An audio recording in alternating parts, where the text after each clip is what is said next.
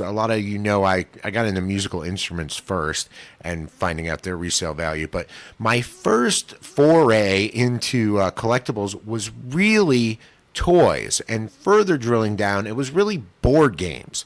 All right. Now, that sounds pretty weird, but board games were a niche I found super early that people didn't know anything about. How did I find out? I found out because I went to an auction and bought a box lot of board games because I thought one was cool. It was called Dark Tower, which was I think Mattel or Milton Bradley game that was loosely based on Dungeons and Dragons. And it was a very expensive board game when I was a kid, and I remember I couldn't afford it.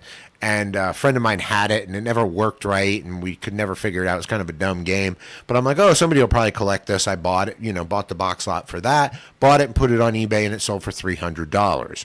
And I was like, wow, mind you, I paid about $5 for the box of games. Well, the other games in the box were selling for $30, $50, $70. And what did I always tell you? Those kind of margins are pretty cool, right? $5, and now the 300 may be an anomaly, but if you buy for 5 and sell for 30, that's a pretty good living, especially once you get a process down to listing these things and making your own boxes.